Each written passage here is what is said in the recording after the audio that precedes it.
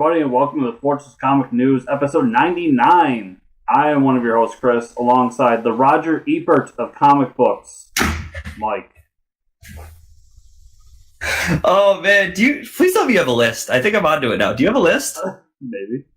Oh, wow. This is great. Now, this makes the show exciting for me because this is the part he doesn't put in the notes.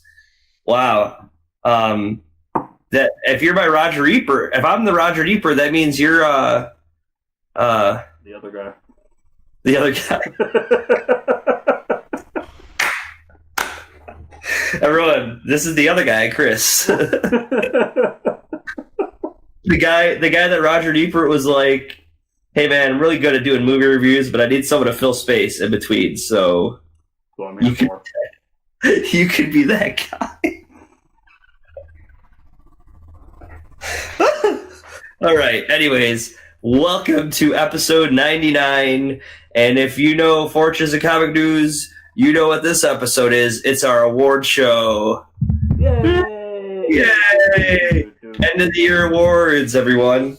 And are these real awards? No. Are these fake awards? Yes. There's no trophies. These are our unbiased opinion.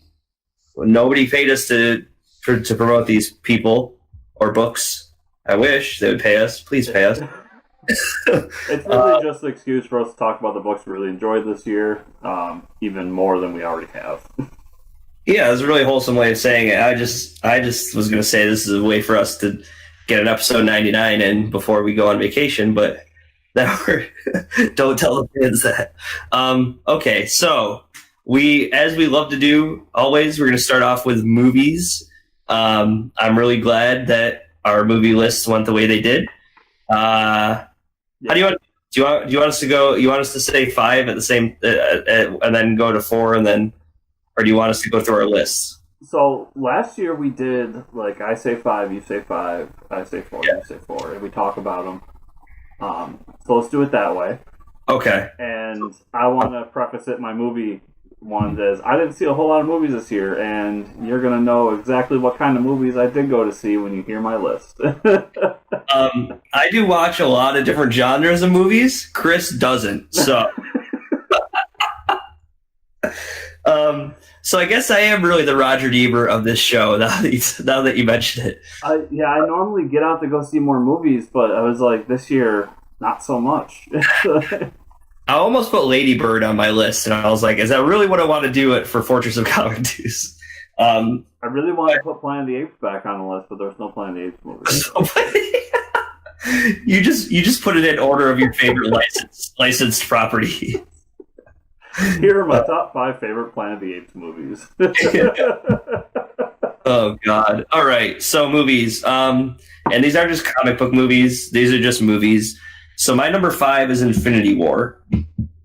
I put Infinity War as number 5 because it was definitely the best Marvel movie to come out this year. There was a few of them, not all Disney owned, but Infinity War, it blew me away, and my expectations for this movie were very high. I mean, as everybody else's, did not see that ending coming. This got on my list for the ending alone. And not just for a filler. Like, I saw more than 5 movies this year, unlike Chris, but I mean, it's great. We talked about it already. We talked about this great movie, and I mean, they made it work. They made a giant comic book movie work on the big screen in less than 3 hours. So, yeah, you're number 5. So my number 5 was Star Wars Solo. Nice. I really enjoyed Solo. It was a different kind of Star Wars movie. I think it's the most underrated of the new Star Wars movies. A lot of people kind of look the other way for this one because Last Jedi was so controversial. Yeah. I really liked it. I thought it was a fun movie, and the ending, man, bringing in Darth Maul and hinting towards ramifications from the Clone Wars series. I'm all about that. So, the only thing I didn't care for, there's 2 things, and I was just talking about this with someone who just saw the movie recently, so I could talk about that. Although I love Donald Glover, was not a fan of his Lando. I thought he was too much. He brought too much of his character Troy from Community over into Lando.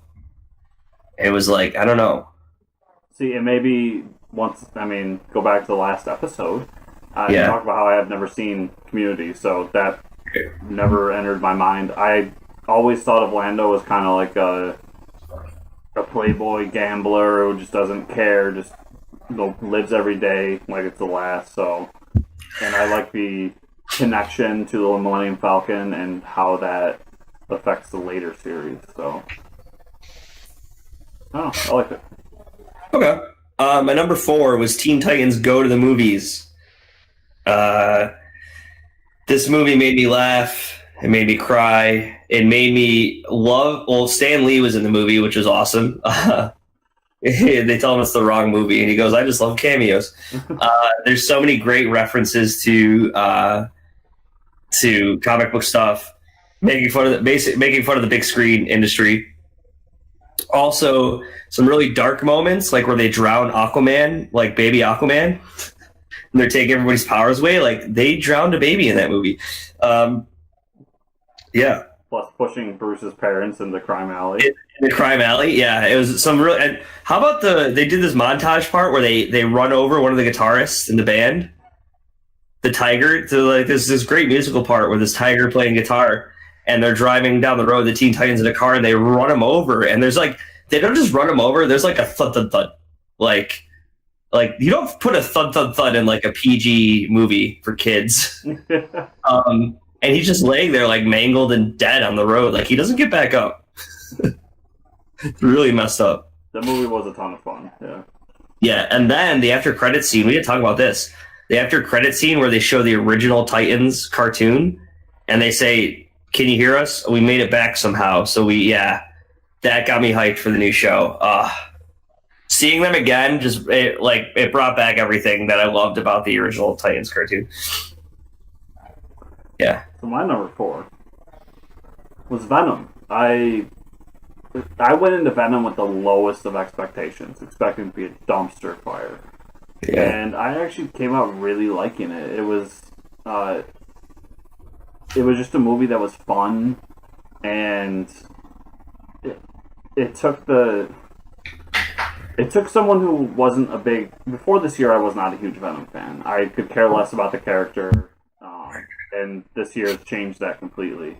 And this movie really did a lot with it. So I really enjoyed, I forget the actor's name at this point, but I enjoyed his portrayal of Eddie Brock.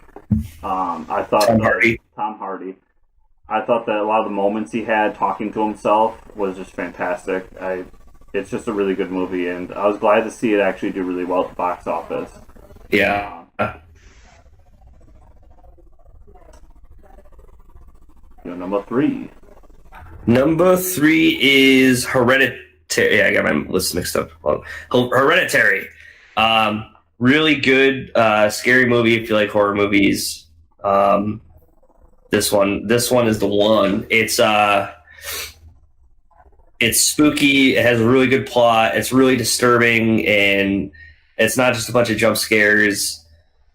And yeah, I've seen a lot of good scary movies. So to come out of a scary movie and be like, that was pretty great, like top 5. So yeah, you like spooky movies, go see Hereditary. Chris doesn't like spooky movies, so.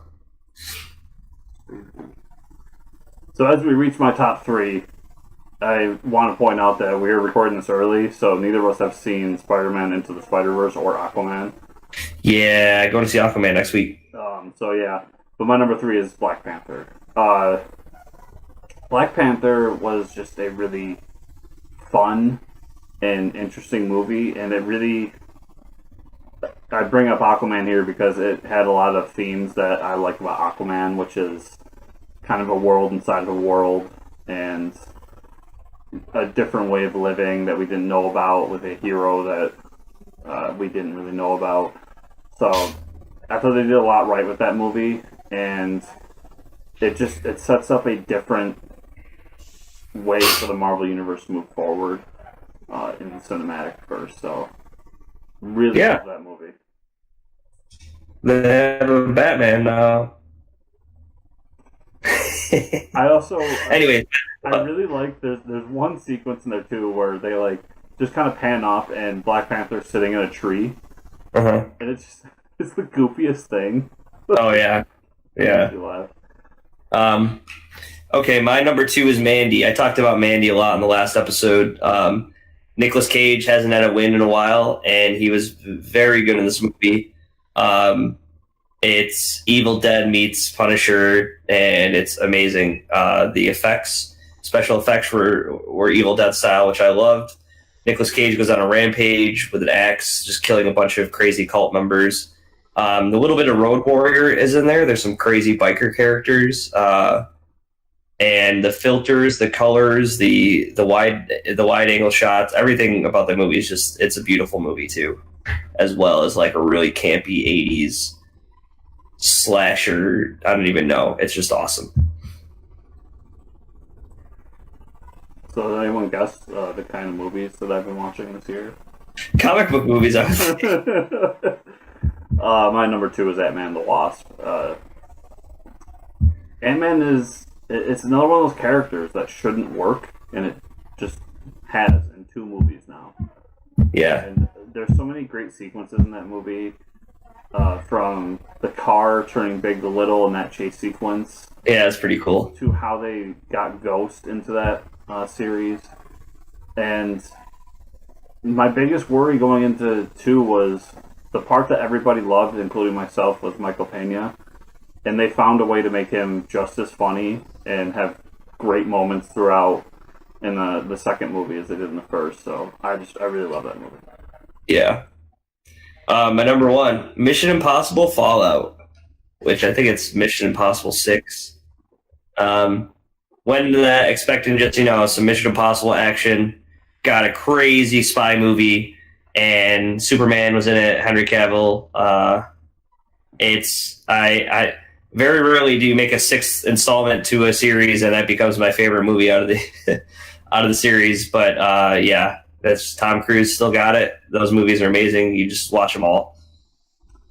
We talked about catching up on series in the last episode Yeah. of the show, and that's one of those series that I really want to get back into because I think the last one I watched was 3, Oh, you gotta watch them. They're so good. and I just hear great things about the ones afterwards. So Yeah. 4, 5, 6 are great. my number one, no surprise, Avengers: Infinity War. Oh, yeah. I said it when it came out. I've said it ever since. Avengers: Infinity War was everything I want in a comic book movie. It reminded me of a big summer comic book crossover event. It was a bunch of great moments with a good storyline to go through with it, and it really did what I've been wanting these movies to do more of, which is just reward the viewers for being here for so long. And they didn't go into any backstory. They didn't introduce new characters. They didn't do anything like that. It was just, bam, Thanos is here and we got to get him. And it went from there. And I said it about Civil War when that came out, and this has now usurped it. This is the best comic book movie ever made. And Nice. I say that with the caveat of comic book movie because it really is everything that comic book fans know and love. All right. Now we're on to comics. Woo! My number 5 is Batman. Even though I got through the wedding and everything, I think Tom King told us to hold out. He's on for 100 issues, and honestly, this is the longest I think I've purchased any run. 60 issues. We're on it. We hit issue 60 last week. So if you can get me to buy 60, if you drop $180, oh God, don't measure it that way. On your series, you're doing something right. So this guy gets it. Yeah, and that's a series I'm reading in trade, and if you can get me to buy your trades one after another and it's not an independent book, Yeah. yeah, that's something right there. My number 5 was Killer Be Killed. Ed Brubaker, Sean Phillips, one of the best teams in comics, and they know how to do crime comics. And Killer Be Killed was a great psychological thriller that involved a guy who was going insane, was seeing a demon and going out and killing bad people as a vigilante. There was just every week that was a book that when that came out, I had to read that right away. Yeah. Behind baseball or whatever the phrase is, I drive for a living and I drive by my comic shop every day. And on Wednesdays I go and pick up my books. And I literally, when that book comes out, or came out, it's over now, I would go take my lunch and read that issue. There's no other book I did that for. It was such a good ride while it was here. And the only reason it's not number one is that it ended earlier in the year, and we didn't get that many issues this year. So I really love that book. Awesome. Yeah, I have the first trade. I'm starting to read it. I've only heard good things about it. Mine is Cosmic Ghost Rider. Yes, a Marvel comic, ladies and gentlemen, has made it onto my top 5. And that's just because how ridiculous this series was. How like over the top it was. I don't know. I'm not too much in the Marvel lore, but I do like the idea of like if someone gave me like the Marvel properties and were like, do something crazy, I'd be like, well, why don't you just make like Punisher Thanos or some shit like that? And they're like, wow, that's a pretty good idea. Or like, have Ghost Rider be Frank Castle. And it's like, wow, that sounds pretty good too. And why don't you just have a whole planet that just is a bunch of sharks flying around? It's like, wow, that's a pretty good idea. Yeah, it was just a lot of fun, and there's a lot going on. There's a lot of good references to Marvel stuff and a lot of ridiculousness too. So Donny Cates can write a book. Speaking of Donny Cates, my number 4 is Venom. Nice. Donny Cates, Ryan Stegman. I stated earlier in the movies I was not a big Venom fan until this year, and Donny Cates is the man that did it. The first run, the 5-6 issues of this book were some of the best. It was the best at getting people who weren't into a character and really rewriting their history while at the same time telling a great story that people who have no clue what's going on can understand. Yeah. In moving forward, him bringing in the Ultimate Reed Richards, and now with the most recent 2 issues with the changes they made to how the symbiote works, I'm in for everything Donny Cates does with Venom.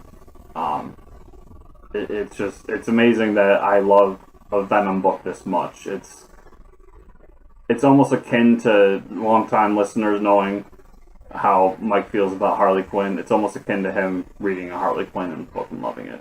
That's how much I just didn't care about Venom. So nice. My number 3 is Heroes in Crisis, Geoff Johns. The series hasn't finished yet, but I don't even care. That's a Tom King book. Oh, I'm sorry, Tom King. I said, oh my god, it's Geoff Johns. Oops. Yeah, it's another Tom King book.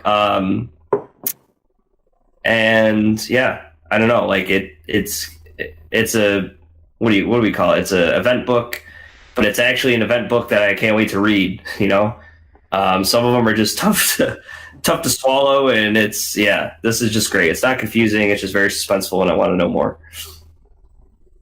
Yeah, it's a great book. My number 3 is Cosmic Ghost Rider. Hey! Speaking of Donny Cates and Ryan Burnett. Yeah, Burnett. Everything Mike said. That book is just crazy. It was insane. It should have never existed. And only Donny Cates could do it. It sets, not only did it come from a book I really loved in Thanos, but it sets up a book that I can't wait for. So, everything about it.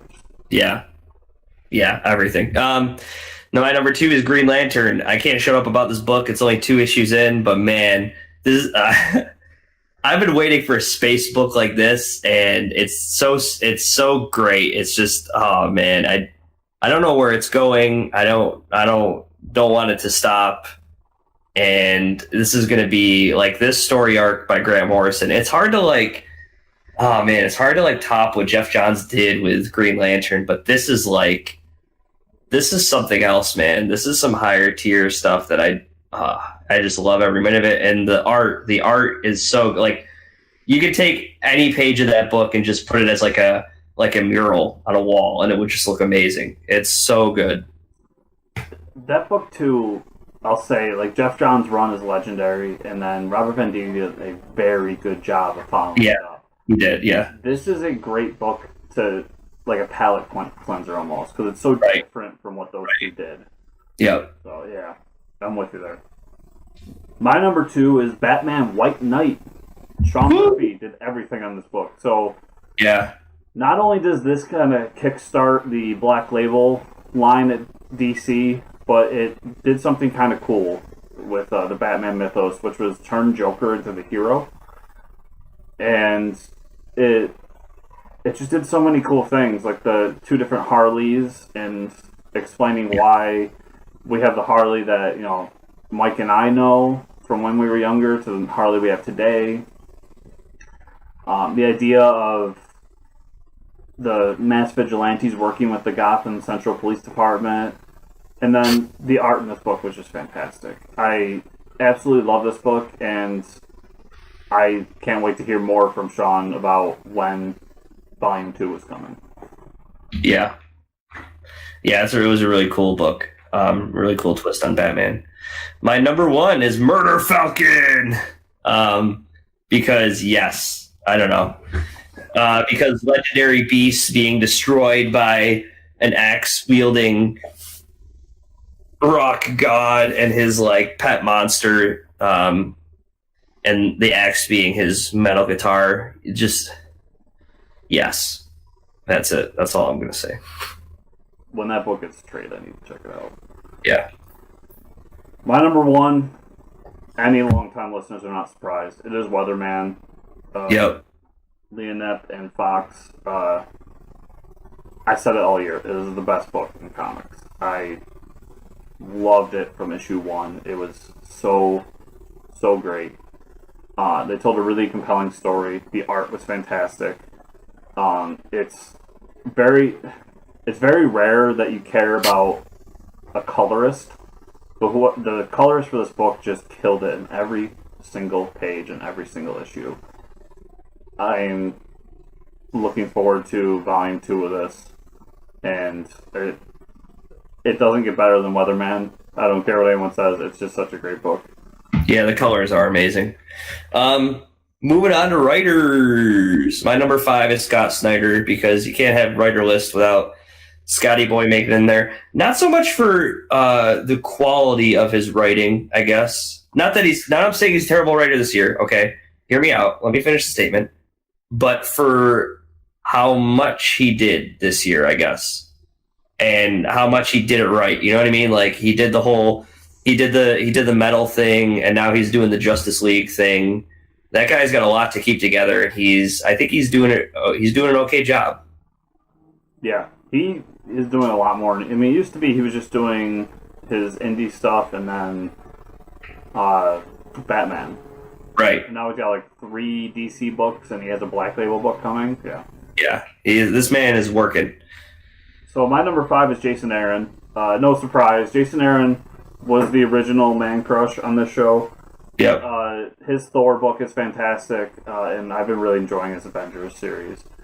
Alongside Southern Bastards, it's just such a good series. And what little we got of the Goddamned, I enjoyed. If Jason Aaron's name is on the book, I'm buying it. My number 4 is Jeff Lemire. Little known guy we got on the show this year.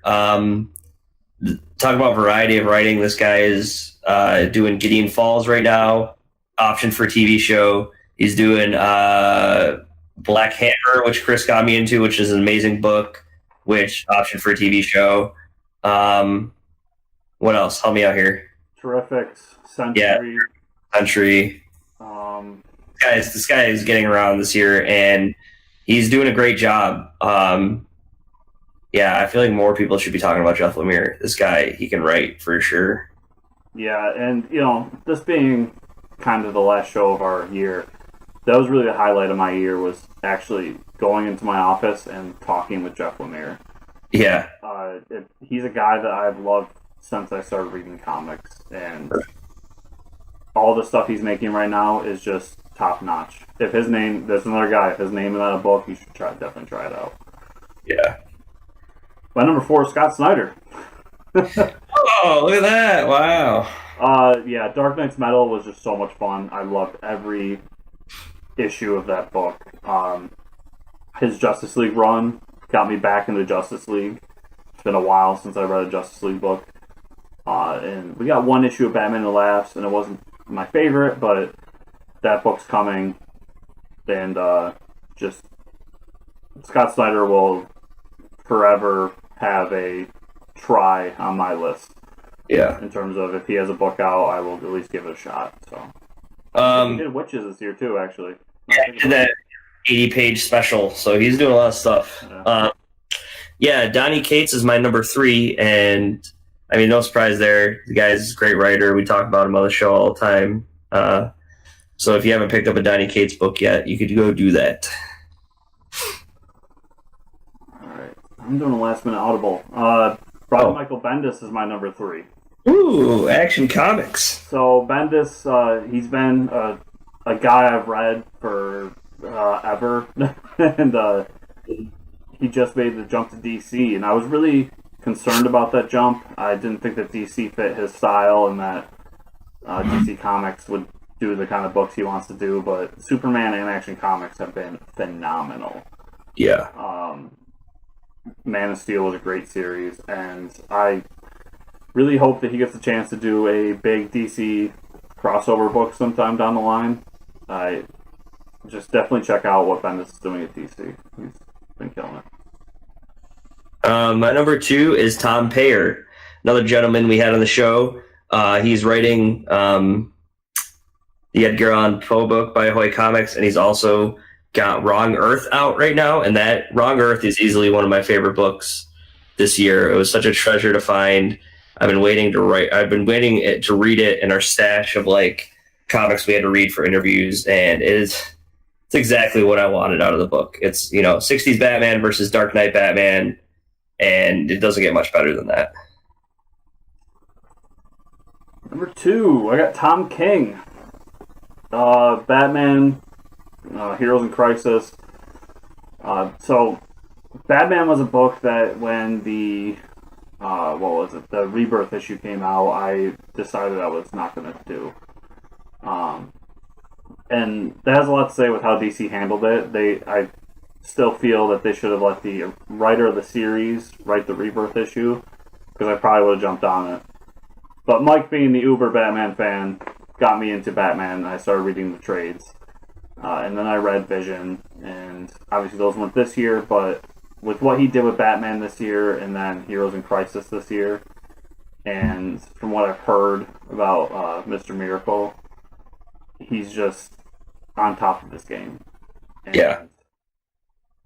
Once again, he's at that point where he's doing what he wants at DC, but I hope that he does jump around a little bit more once Batman is done and we start seeing him pick up. Like, obviously, I want him on Aquaman. I would love to see him do a Justice League book. There's so many books that he could jump on that I would love to see. Yeah, he's my number 1. Tom King's my number 1. No surprise there. Huge fanboy here. And what Chris just said about him. My number 1 is Donny Cates. Oh, surprise! Jason Aaron to Donny Cates this year. There's been a flop. So, yeah, Donny Cates, the beautiful Donny Cates, who I love so much. Yeah, Donny Cates came out of nowhere for me last year, and I started reading some of his stuff, and I really liked it. And then the announcement came that he was going to Marvel, and he took over a book by Jeff Lemire called Thanos, and has just been a breakout hit ever since then. What he did with Thanos, creating Cosmic Ghost Rider, and then getting me into Venom, his book Redneck at Image, and as we'll talk about later, he has my most anticipated book for next year too. So Donny Cates is an all-star in this industry, and I hope he never leaves Marvel. But at the same time, I'd love to see him do so much more with the different companies Yeah, So he can do whatever. He's just an amazing writer. Artist. My first artist is Jeff Shaw, who drew the Thanos book with Donny Cates. That art is just, man, big art for big epic battles. And I don't know how much fun it had to be for him to draw to a battle between two Thanos. Thanos? I don't know. Thanai? Yeah, really good artist. Yeah, I just can't wait to see what else that guy does. My number 5 is Clayman. Clayman, Batman, Heroes in Crisis. He has such a clean, nice style. I just enjoy every page he draws. It's been fantastic to watch him. He's a guy I didn't even know about until this year, to be honest. And he's a guy who I want to go back and see what he's done in the past to see how he's grown throughout the years. My number 4 is Mitch Gerards. He drew the Mr. Miracle book this year with Tom King, and that art, I can't even explain it. It's just really good, old school style, like 70s, 80s. It's really good. It's really good. It's not anything like I can't. It's nothing like anything that's out there today. It's just so hard to describe. It's just good, and it works so perfectly for that book. Number 4 is Ryan Ottley. Ryan Ottley, everyone knows him from Invincible, and that run on Invincible he had will go down in history as some of the best comics, at least of our generation, if not of all time. But him making the jump to Marvel was worrisome, and although critically I think people are right, his regular people can be a little iffy at times, but his superhero battles and how he draws Spider-Man and all the Rogues Gallery, I love it. I think he's a perfect fit for that character, and just love everything he does. Can't wait to see him do more. My number 3 is Gary Frank. That Gary Frank from the Earth One Batman, who's also, while we might not give Doomsday Clock the praise that everybody thought it would get, the art, you cannot deny the art in Doomsday Clock is fucking, it's perfect. It's like, that is like when I think the comedian or someone, like that's my depiction, is like that's what they look like as Gary Frank's art. Yeah, we take advantage of Gary Frank. He's such an amazing artist. Yeah. My number 3 is Ryan Stegman. Speaking of Venom, Stegman has been doing quietly some of the best Spider-Man universe art for 5-6 years now. And him teaming up with Donny Cates was perfect. Donnie's writing and how Stegman handles the character of Venom is a perfect match. And I think he's just done a phenomenal job on that book all year. Yeah, I agree. Mine is Liam Sharp for number 2. And I don't want to keep praising the Green Lantern Grant Morrison book, but yeah, just open up any page in that book and that'll be your favorite page of art. My number 2 is Jeff Shaw.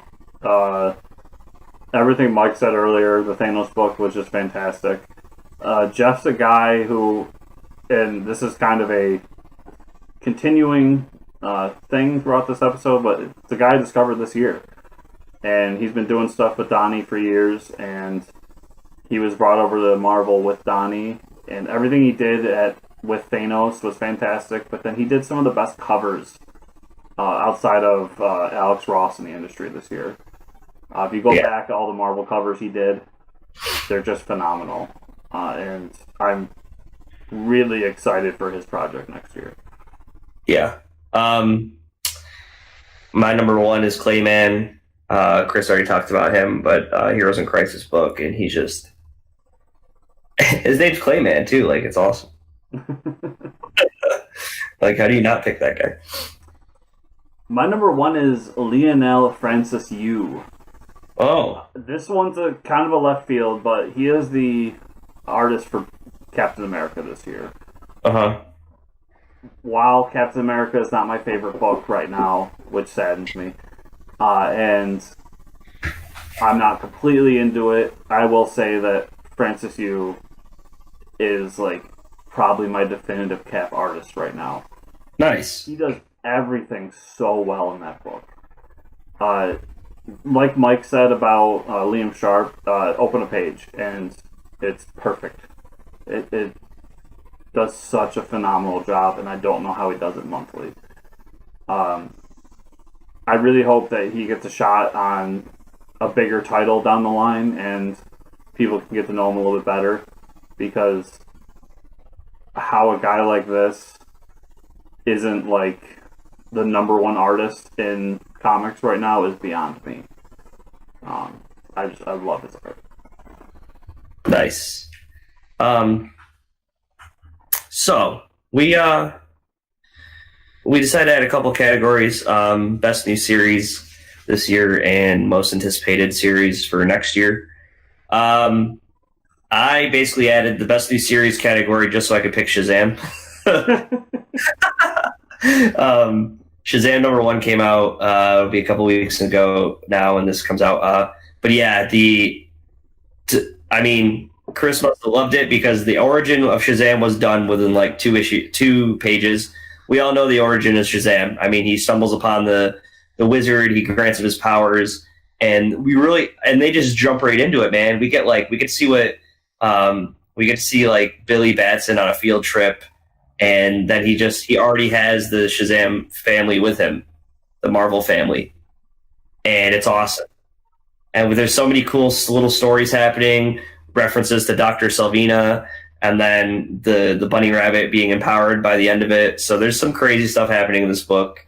It just seems like Jeff Johns has been waiting to do this, and he's having a lot of fun with it. And this book gave me faith in Jeff Johns again, because I was worried with Doomsday Clock that he had been away for too long. Yeah, I feel like he's being forced into Doomsday Clock, and this Shazam thing he was like ready for. Yeah, so this had me really concerned with the Three Jokers book that he's doing next year.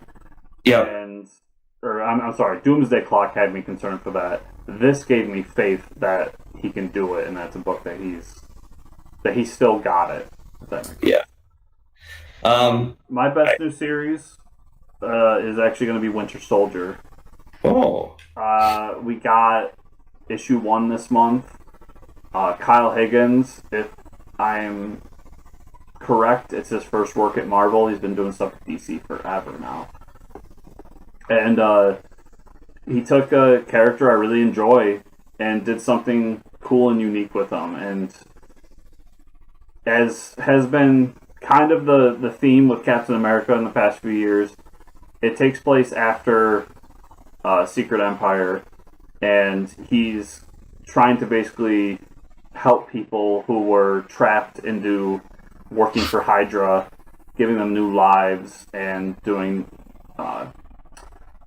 just restarting everything. And the first issue ends with him meeting up with somebody who's a Bucky fanboy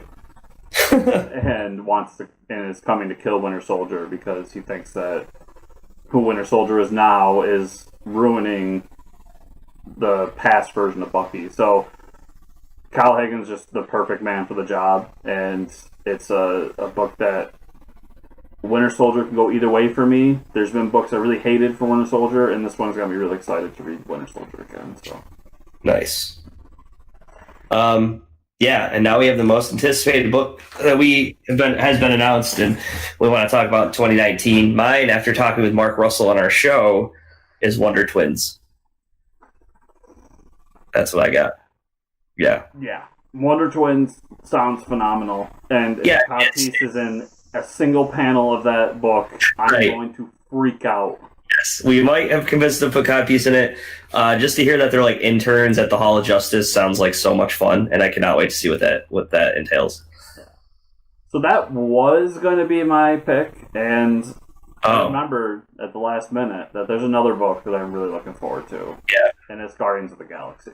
Oh, yes, with Donny Cates. Donny Cates and Jeff Shaw doing a Guardians of the Galaxy book helmed by Cosmic Ghost Rider. There's nothing better in comics than that. Nothing gets That better. little paragraph I just said out loud.